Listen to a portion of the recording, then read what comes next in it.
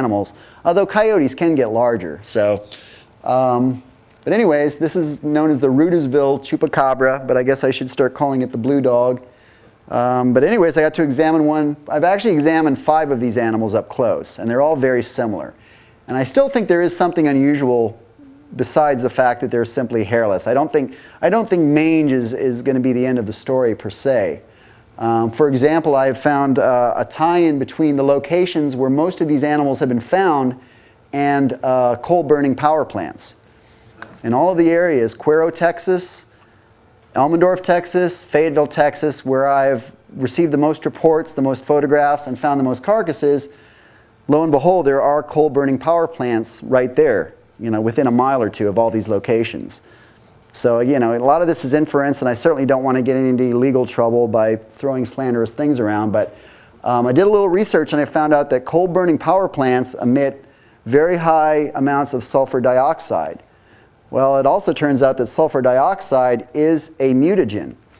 That is, if it gets into an animal's genetic makeup, that it can create mutations and cause mutations.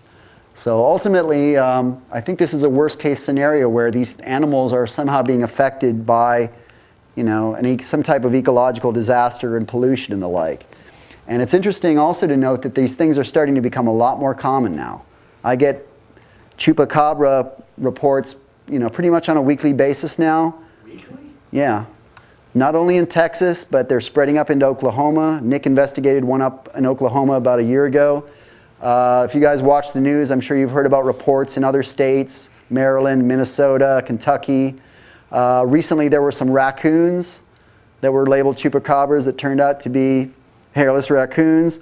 So whatever this condition or affliction or disease or whatever you want to call it is, it's obviously not limited to one species. It's something that can be contracted by other species as well.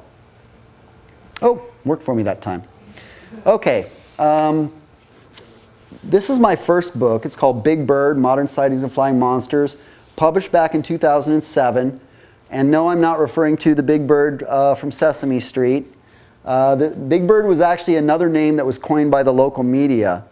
And Big Bird is actually a pretty fascinating story. Now, are all of you familiar with Native American Thunderbird legends? Have we all heard about those? Essentially many Native American tribes believed in these super eagles or thunderbirds.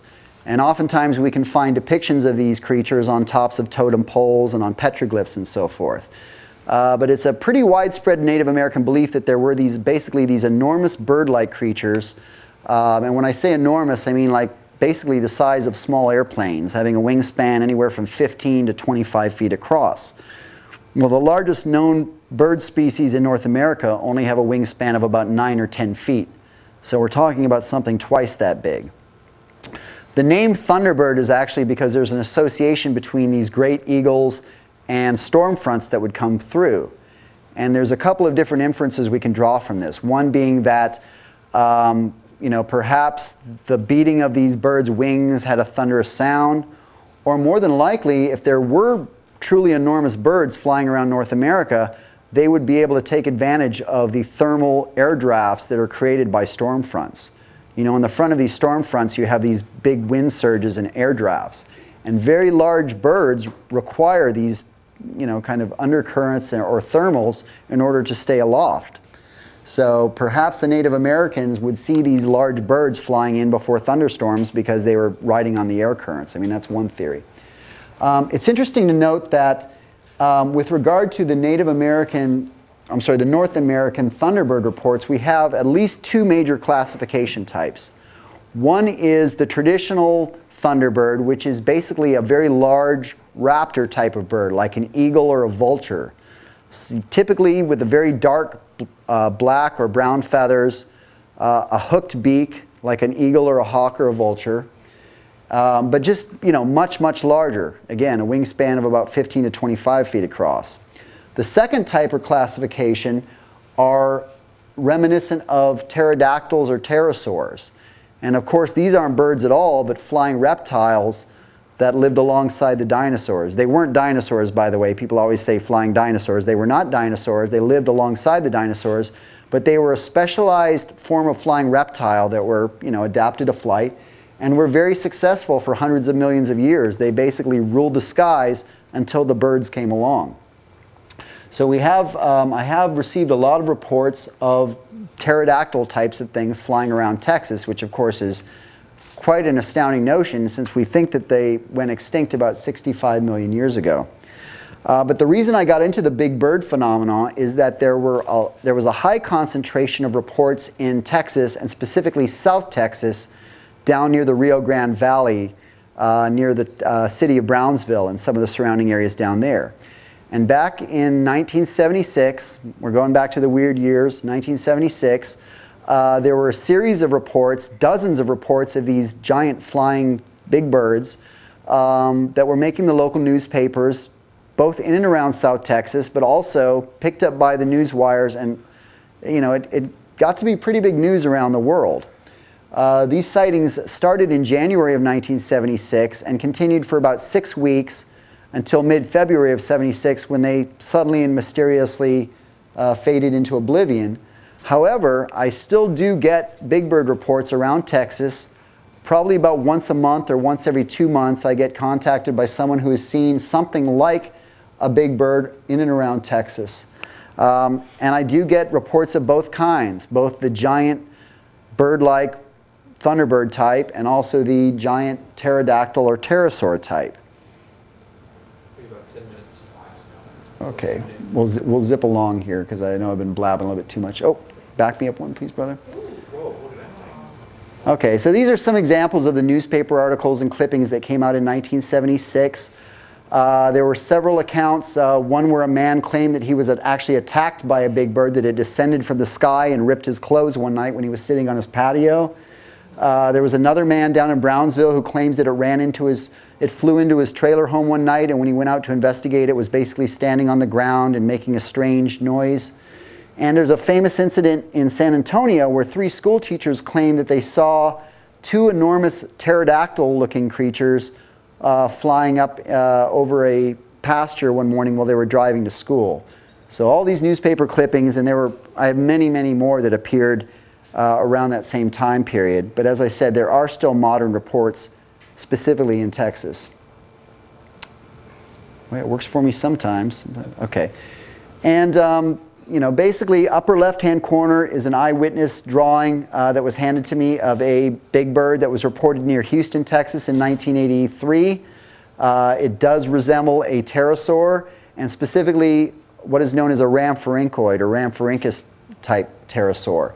There were 2 types of pterosaur. There were the larger pterodactyls, which are the ones that we know of from Jurassic Park movies and so forth, that had the large head crest, very large wingspan. And then there was a smaller type known as the rhamphorhynchoids, which had this very long reptilian tail with kind of a sail or a spade shape on the end. And I have received reports of both kinds. On the upper right-hand corner is a recreation of a prehistoric bird known as a teratorn. So these birds lived during the Ice Age and were common around North America and South America. The reconstruction that you see is of a South American species known as argentivus, that had a wingspan of 25 feet across. And we know now that this was the largest flying bird that we know of. There was a North American species named Teratornis incredibilis that had a wingspan of about 17 or 18 feet across. So we do know that up until about 8,000 years ago, there were birds that had a 18 or 20 foot wingspan flying around the Americas. So it's a fair presumption that if thunderbirds do exist, they could be surviving versions of teratorns. The lower left-hand corner is a condor, specifically an Andean condor. It has been suggested that some of the big bird reports may have been misidentifications of a known bird species. Although I personally find it highly unlikely that a condor would be flying around South Texas, because condors live at an altitude of 6,000 to 17,000 feet because they need those high altitudes in order to become airborne. So you're not going to find them in a low marsh area. And on the bottom right-hand side is a jabiru stork. And I've actually seen one of these storks. They are native to Texas during the month of September. They migrate up from Central America. And they are impressive birds. They have a wingspan of about 9 feet across. But to my knowledge, no one has described the bright coloration, the red legs, and so forth. People typically describe the big birds as being very dark colored, either brown or black. But we can't rule out the possibility of a misidentification of a known bird species.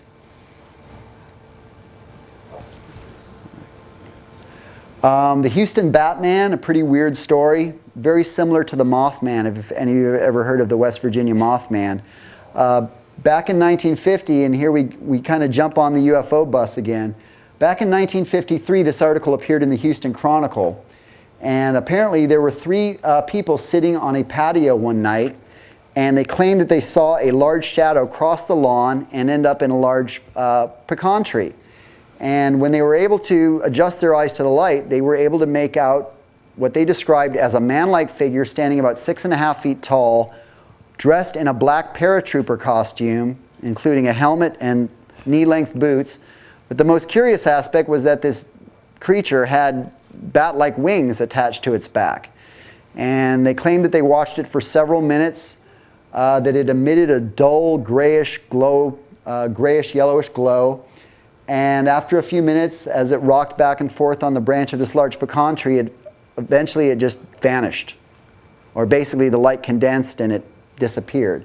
And shortly thereafter, they heard a loud swoosh over the housetops across the street and a white flash like a torpedo-shaped object taking off into the sky.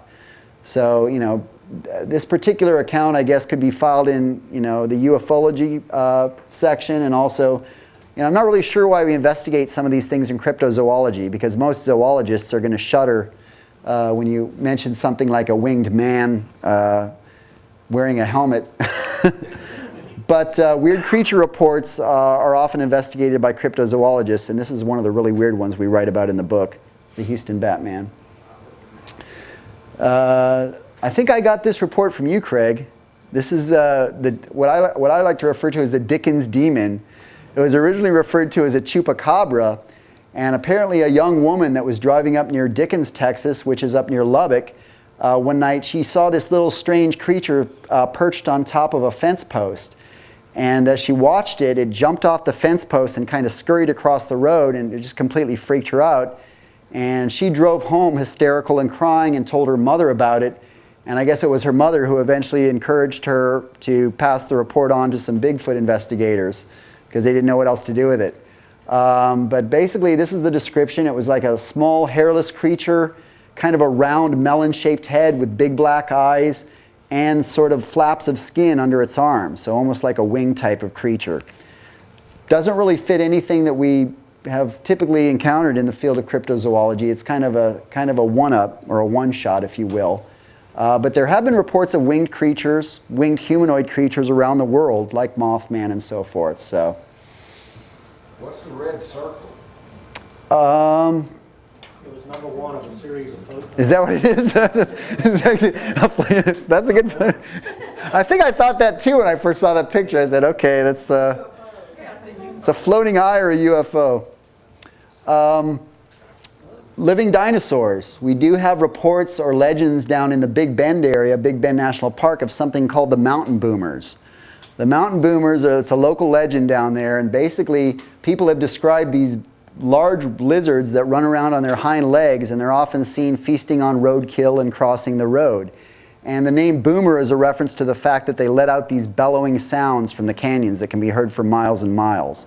Most of these stories are very ambiguous and old, and it's hard to track down any real source information. And in fact, there is a real lizard known as a mountain boomer. It's a little lizard that stands about 14 inches tall, and it's mostly indigenous to parts of Oklahoma, although they can be found in Texas as well. And what's interesting about the actual mountain boomers is that they do occasionally run on their hind legs, particularly when they're frightened. Some lizards are capable of running on their hind legs for short periods of time. So we wonder if this particular legend is simply an embellishment of the actual mountain boomer lizard, or if in fact Big Bend is a virtual lost world that's harboring all types of dinosaur-type creatures. I love this story because it reminds me of this, what's the old Ray Harryhausen movie? Does anyone remember that? Valley of the Gwangi? That's a great movie, right? Basically, a bunch of cowboys go out in the desert and they find some dinosaurs running around in the canyons. So, James Franciscus. Really? I didn't remember that. Okay, sea serpents. We don't have a lot of, interestingly enough, we don't have a lot of lake monster or water monster reports from Texas. Nick and I were able to track down some old archival sea serpent stories that were published in newspapers back around the beginning of the 20th century. Now, I think we have to look at some of these old newspaper accounts with kind of a dubious eye, because as we know, many of these old newspaper reports were probably embellished and made up, because back in those days, the media had a whole different role. At that time, it was all about selling papers, no matter what. It may still be that way, I don't know. But most of the sea serpent reports were basically off the coast of Galveston in the Gulf of Mexico. And similar to other sea serpent reports that we know of from around the world, they involve a large serpentine creature moving in front of a vessel, and the captain of a ship would put it into his ship's log and so forth, and it would make the local newspapers. So most of these accounts are very old, but we do have a handful of sea serpent reports in the book, if any of you are interested in that type of thing. I fully believe that the Gulf of Mexico could harbor a sea monster or two. More commonly, we hear about lake monsters in Texas, and specifically reports of giant catfish. And this is kind of an urban legend, if you will, but there have been these reports or accounts of enormous car-sized catfish. Now, we know catfish can get really big, right? Typically about 100, 120 pounds is tops. In fact, this catfish, this is a blue catfish that was captured, or yeah, I guess captured is the right word, fished out of Lake Texoma back in 2004. And it was, fortunately, it was kept alive. It weighed 121 pounds, and it was shipped off to the State Fisheries Museum in Athens, Texas, and it was kept alive there for a number of years. Unfortunately, it did expire a couple of years ago. This is a friend of mine, Chester Moore Jr., who's a cryptozoologist from Orange, Texas, and he and I at the time were conducting a series of giant catfish investigations throughout the reservoirs of East Texas. And ultimately, Chester decided that he just wanted to go dive into the water and see how big one of these things really was. So he went up to the Fisheries Museum and actually got in the tank with Splash, just to you can kind of see the scale of how big this catfish is. While 120 pounds is fairly substantial, there are catfish species around the world that can get to weigh several hundred pounds. For example, the Mekong catfish of Asia can get to be about 600 or 700 pounds and about 9 feet long. The European Wells catfish, same thing, about 300 pounds. The Goliath catfish of South America. So we know that there is a precedent for catfish. Catfish, like sharks, they have a skeleton made of cartilage. So they can basically grow infinitely throughout the course of their lives. And when they get really big like this, they become apex predators, which means they just sit at the bottom of the water and they eat everything. Everything that goes by or swims by. In fact, Mark Twain once wrote that he saw a catfish in the Mississippi River that weighed 300 pounds. So it is fairly reasonable, I think, to assume that there were at one time catfish in North America that may have reached 200-300 pounds. It's probably unlikely that they still exist. But if they do, they could explain a lot of the lake monster reports that we get in Texas. Nothing like the Loch Ness Monster in Texas that I've been able to track down. Reports of giant black cats, black panthers, also very common in Texas and other parts of North America, as well as Europe, specifically England, where you have the Beast of Exmoor, the Beast of Budden Moor.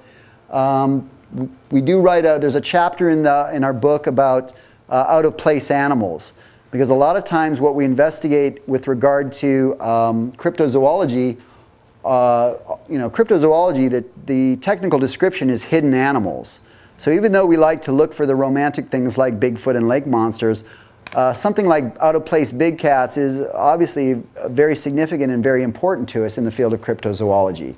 And in fact, there have been many accounts of very large, seemingly always melanistic or black cats throughout parts of Texas. We do, of course, have American mountain lions or pumas. Those are fairly common in Texas. There are, as far as we know, no melanistic or black versions of American mountain lions. They're always either gray or sandy colored. Now, you do have black leopards, black jaguars in other parts of the world. And the theory is that some people may be releasing these large black cats into the wilderness where they simply adapt and live on. Yes, Jim? You guys might want to come up to Wise County. Apparently we have a black panther running around. Oh, really? Right now it's killed some livestock, and I've talked to a lady who we buy our birds from, and she said that some of her neighbors have actually seen it. Wow. Wise County? And that's Wise County, just northwest of here. Okay, and a lot of the... Of course, Fort Worth is known as Panther City because there used to be a lot of panthers around. Interesting. Well, what's really interesting is that we do get so many reports of the black or melanistic type, which is highly unusual, but thanks for the tip. Supposedly it's black. Black? I was tagging trees in a town just above Decatur, around Bowie, a little bit north of Bowie, right to the Oklahoma border, and I saw a black cat. Oh, really? Well, it's And the ranch manager also said, It's fairly common, and again, there are a couple of theories about that. Now, Dr. Carl Schuker, who's written an excellent book about cryptid cats, has told me that melanistic domestic cats are actually prone to get much larger than normal house cats. So I'm not saying that's what you saw, but in some cases, I think people may be seeing very large black tomcats, and they become very excited about that. two trees, two bushes. I thought, oh, that's... And so I grabbed up this log, I was going to maybe slug it or something. And the log was rotted and broke up my hand. But it went on and on. I was a good 200 pounds. Well, thanks for sharing, and thank you also, Jim. I'm going to look into that Wise County stuff. Okay, almost done here. I think I got 2 more. There we go. And again, in the chapter of out-of-place animals, Nick dug up some really good stories about out-of-place alligators. Of course, we all know about the urban legend about giant alligators in the sewer and in urban places. But in fact, there's a fun story from White Rock Lake out here in Dallas that someone actually released an alligator. Is that what it was, or did they see the alligator? Yeah, it was when I had lunch with Rob Riggs once. Oh, Rob Riggs, okay. A book called In the Big Thickets, and Rob's had a friend with him. And, you know, it's one of these typical friend of a friend stories where Rob's friend said, well, I had a friend who had a friend, and they released this small alligator into White Rock Lake. Okay, well... But I lived on White Rock Lake for 5 years, and I never saw it. That's a weird spot. They have found them with Las Colinas, in the lake of Las Colinas. Okay. Yeah, there have been several sightings.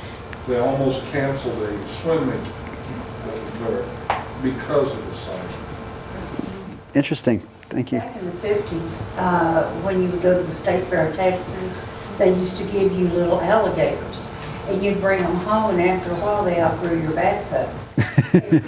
People really did put these baby alligators in White Rock. Well, there you go.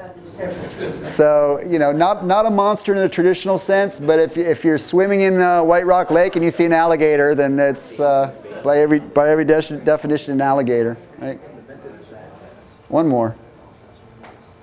Oh, all right. This is the one cryptid I was actually able to get a photograph of. I throw this in because, you know, Texas is definitely a land of tall tales. I mean, let's face it, the one thing I learned when I moved to Texas was that everything here is big and bigger and more magical and more mysterious and the like. So we did try to incorporate, I think, Nick and I, some fun aspects to the book. We do talk about the jackalope a little bit, but I think this is very important from a cultural and sociological point of view to consider that, you know, in Texas we do have, you know, let's face it, we're very proud of our legends, and subsequently we're very proud of our monsters. And we do have a lot to offer in terms of monsters and creatures and legends of mysterious animals running amok. So who knows? There may in fact be a jackalope running around out there yet to be discovered. I don't know. I don't know where I'm going with this, but I appreciate it. Well, do I have a couple minutes left, Ken? Or are we pretty? Take a few questions. Okay, if anyone has more questions or comments, we're getting great stuff here, so I'd like to keep going with some of that. As far as the smoking gun for all of this, would be DNA evidence. Yeah. And I'm referring to like the Star Child lectures Mhm. and talking about how we're going to go about getting DNA evidence, because he talked a lot about the Russian Almas, Mm-hmm.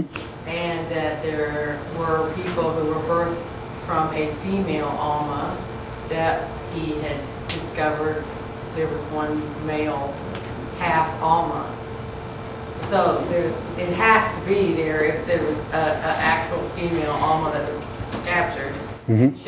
Eight children were birthed from this Alma. You're talking about Xana? Yeah. Yeah, Xana, the Russian wild So, woman. You Mhm. know, we ought to, and I, just on a side, I worked for a short period of time in a gas station, and there was a guy that came in that was the most unusual thing I've ever seen, and he had the Alma neck, and he hardly could talk, and he was really strange, and everybody was standing away from him, and never saw him again, but that was the strange, I tell you, I would have wanted to see that DNA on that guy. You It got was John strange, Wilkes no, he's back. driving through, it was very Alma-like, I'm not kidding. Oh, I believe you. There have actually been humans that have been born with tails. Right, no, I'm thinking we need to start. I mean, that we have repressed genetic material in our DNA that dates back millions of years. So, I mean, we are primates. Right, and then the thing is what I'm trying to get to, the DNA, you know, we've studied the history of Donald Johanson and everything. The Star Child, he's talking that there's DNA that goes back with the Rh negative blood type that doesn't go back to any hominids, any Australopithecines that we know of, that the Rh negative comes from nowhere. Oh, I'm RH negative. It's a fascinating theory. I mean, Just come from nowhere. It doesn't At come least from. you're not related to the Buckies. I actually, on that point, I have just kind of a general survey I want to throw out real quick because, you know, there's been a lot of speculation lately about whether Bigfoot DNA, if someone announced that they had Bigfoot DNA, whether that would be enough of a smoking gun if it came from a credible source. Or do you people think that it would actually take a physical body, something that people could see and just something with the wow factor? Because let's face it, the notion of Bigfoot is pretty remarkable. So I mean, I don't know, show of hands, who would believe that Bigfoot was real if it was announced, say on CNN, that we had DNA as opposed to an actual body? Would that be enough for you? Depending on the lab. Depending on the source and how it's presented? In the lab.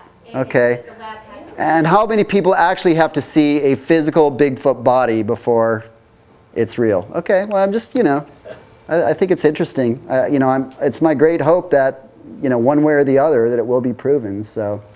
We have a question from Laurel in New York. Okay. She says, Sitchin theorizes the minds of the Anunnaki were all over the world. Maybe there is a connection to these cryptids and living underground.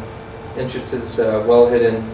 She says there were several writers, including Sitchin and Tom T. Moore, who claimed that there may be remaining Anunnaki experiments or hybrids living underground where they used to mine. Do you have an opinion about that? Well, I'm familiar with that whole concept, but, you know, we're getting a little bit cosmic from what I traditionally do as a cryptozoologist. And I mean, truth be told, I am interested in UFOs and the paranormal and some of these other things. But, you know, within the context of cryptozoology and what we consider to be traditional cryptozoology, you know, we really do try to adhere more to, you know, fairly traditional scientific principles. And, you know, I'm personally open to anything. I really am. I'm open-minded. I think that's, you know, it's gotten me into trouble on occasion because, you know, I will entertain, you know, who am I to say that Bigfoot isn't beaming down from a UFO? It hasn't been proven, it hasn't been misproven. That's the way I see it. But, you know, as far as the inner earth and the Anunnaki and all that, I mean, it's a pretty remarkable claim. I'm not saying it's impossible, but I'm saying personally I would probably have to see some pretty overwhelming evidence of something like that before I was convinced. Now, Ken, whatever became of your little jaunt down in Mexico, and you interviewed the police officer, that the whip landed on his hood. And, What landed? that was real interesting, but it really didn't come to any kind of conclusion. Yeah, that was kind of an open-ended. It was an episode of Monster Quest. Basically, back in 2004, a police officer in Monterrey, Mexico, named Leonardo Samaniego, claims he was on patrol one night and he saw a black figure float out of a tree, and he described it as looking like a black witch or a bruja. He said that she was wearing a black hooded cloak. She had black skin, black eyes, and black claws. She floated to his patrol car, attacked his patrol car, was clawing at him through his window, and he subsequently put his car into reverse and was trying to back out of there, and he passed out and went into shock. And a few minutes later, he was found by another police officer, and they took him to the hospital and so forth. The reason that story is relevant is because there have been a lot of reports of flying humanoid type creatures around Mexico and in recent years. Now, I can't really give you too much of an explanation right now because that's like we're opening a whole can of worms here, but I will tell you this. I was in the room when we interviewed Leonardo for the episode, and several times, keep in mind this is 5 years later, several times during the course of that interview, he broke down and started crying. And you could tell that whatever this man experienced was real to him. He did encounter something that he just cannot explain. And it also should be noted that after his experience, he was taken to the local hospital and immediately tested. He was completely sober. There were no drugs, no alcohol in his body. He was in shock. He told us that he had nightmares for months and months after that, and that he still has nightmares. And actually, his story was corroborated by some other police officers who claim they saw the same thing. So Mexico has been kind of a hotbed lately of these flying humanoid or Mothman type reports, although what he described was, completely beyond the pale. So I can't tell you any more than that, except that I was convinced by sitting, 3 feet away from him and interviewing him that he did experience something that he just can't understand or explain. So pretty weird stuff. Anyone else? Thank you. Thanks, guys. Appreciate it. Thank you, Ken.